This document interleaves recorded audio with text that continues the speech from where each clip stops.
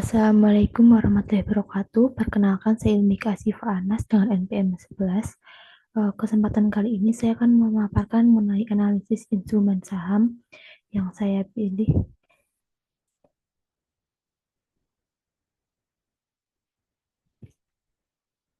Yang pertama ada instrumen BBCA. BBCA sendiri atau Bank Sentral Asia adalah salah satu bank swasta terbesar di Indonesia yang berdiri sejak 1957. BCA selama ini dikenal sebagai bank yang memiliki kinerja keuangan yang konsisten dan stabil dan memiliki jaringan cabang yang luas di seluruh Indonesia dan juga memiliki layanan digital banking yang terdepan. BBCA sendiri memiliki catatan di Bursa Efek Indonesia atau BEI yang merupakan salah satu komponen indeks LQ45 serta IDX 30. Alasan saya milih saham ini karena BBCA BBCA sendiri memiliki reputasi yang baik. Selain itu, untuk investasi jangka panjang, BBCA memberikan imbal hasil yang baik. Profil resiko yang dimiliki saham ini tergolong rendah karena pasar yang kuat dan manajemen resiko yang baik. Selanjutnya ada instrumen saham Antam. PT Antam, PT Aneka Tambang ini merupakan perusahaan yang bergerak di sektor pertambangan BUMN yang sudah ada sejak tahun 1998. Komoditas Antam sendiri meliputi nikel, emas, perak, bauksit, dan mineralnya. Karena perusahaannya termasuk dalam perusahaan pertambangan, kinerja Antam dipengaruhi oleh fluktuasi harga komoditas global. Alasan saya memilih Antam karena termasuk di sektor pertambangan, selain ini saham ini termasuk dalam golongan blue chip. Profil resiko yang dimiliki Antam tergolong di resiko menengah karena dapat berfluktuasi mengikuti kondisi ekonomi global. Selanjutnya ada saham Indofood. Indofood Indofood Sukses Makmur Tbk merupakan perusahaan manufaktur makanan atau consumer goods di Indonesia yang sudah berdiri sejak tahun 1990.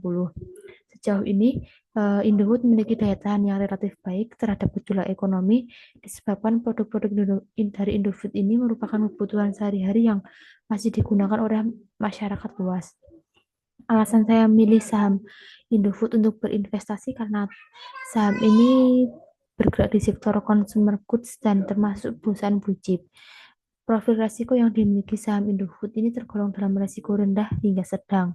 Saham ini cocok untuk investasi jangka panjang. Selain itu, produk Indofood selama ini masih banyak digunakan di kalangan masyarakat, jadi dapat meningkatkan pertumbuhan laba.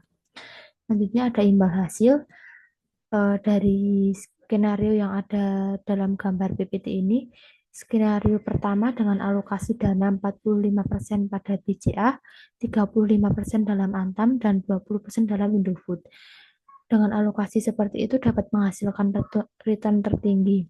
Pada komposisi ini menempatkan porsi terbesar pada saham BCA karena saham ini dikenal sebagai saham yang stabil, lalu digabungkan atau dikombinasikan dengan investasi yang cukup besar di saham Antam dan berpotensi memberikan return besar.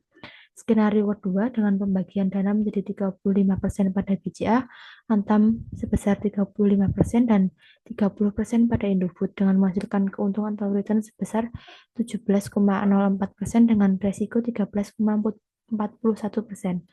Terlihat jika return sedikit turun dibandingkan dengan skenario pertama, resiko juga lebih turun, berarti jika perbandingan antara keuntungan dan risiko menjadi lebih baik.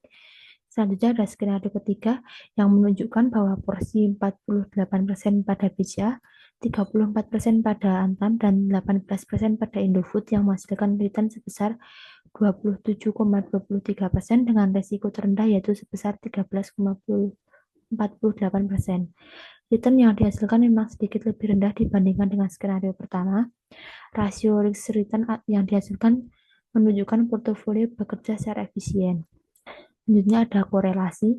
Korelasi antara ketiga saham ini, yang pertama ada BBCA dengan Indofood. Korelasi yang terjadi antara saham BBCA dan Indofood cukup kuat dan tinggi mengingat kedua saham tersebut termasuk dalam saham blue chip. Nilai korelasi yang dihasilkan sebesar 0,60 di mana itu menunjukkan jika pergerakan harga saham BCA dan Indofood cenderung searah. Karena dua saham ini termasuk dalam blue chip, di mana blue chip sendiri itu sensitif terhadap kondisi ekonomi. Jika ekonomi sedang baik, maka kita sebagai investor akan cenderung lebih optimis kepada kedua saham ini. Sebaliknya pun begitu jika sedang terjadi ketidakpastian ekonomi. Selanjutnya, korelasi antara saham BBCA dan saham Antam. Korelasi yang terjadi di antara saham BBCA dan Antam cenderung rendah mengingat saham BCA dan Antam bergerak dalam sektor yang berbeda, yaitu pada sektor finansial dan sektor pertambangan. Sektor pertambangan yang dipengaruhi oleh fluktuasi harga komoditas global. Keduanya memiliki korelasi sebesar 0,30, di mana hal itu menunjukkan jika kedua saham ini cenderung bergerak satu arah.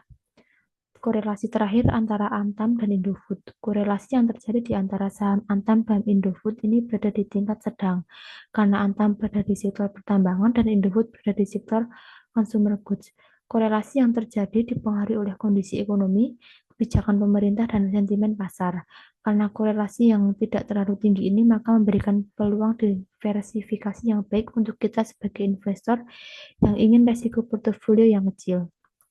Selanjutnya, untuk strategi diversifikasi, menurut data yang ada di sebelumnya, strategi diversifikasi dari saham BBCA, Antam, dan juga Indofood terbilang bagus karena memiliki nilai korelasi sebesar antara 0,30 sampai 0,60. Nilai korelasi tersebut menunjukkan jika saham BBCA, Antam, dan juga Indofood cenderung bergerak satu arah dan memberikan manfaat yang signifikan. Selanjutnya mengenai teori Markowitz. Berikut adalah gambar atau grafik dari efficient frontier. Berdasarkan grafik tersebut, efficient frontier yang dihasilkan di dalam PPT menunjukkan adanya hubungan optimal antara risiko dan return dalam konstruksi portofolio investasi. Kurva di PPT berbentuk melengkung ke atas dan ke kanan yang menggambarkan trade-off mendasar dalam investasi antara tingkat pengembalian yang diharapkan dengan tingkat risiko yang harus ditanggung para investor. Bagian awal kurva pada sisi kiri menunjukkan bahwa dengan penambahan risiko yang relatif kecil, peningkatan return yang signifikan dapat dicapai. Hal ini menunjukkan bahwa efisiensi diversifikasi yang tinggi dapat dicapai dengan risiko yang rendah. Rentang risiko tampaknya bergerak secara seimbang dengan kurva bergerak dari tingkat return sekitar 0,80% hingga sekitar 2,1%. Bentuk kurva yang semakin menurun pada bagian akhir sisi kanan menunjukkan bahwa investor harus menanggung peningkatan risiko yang semakin besar secara proporsional untuk mencapai return yang lebih tinggi.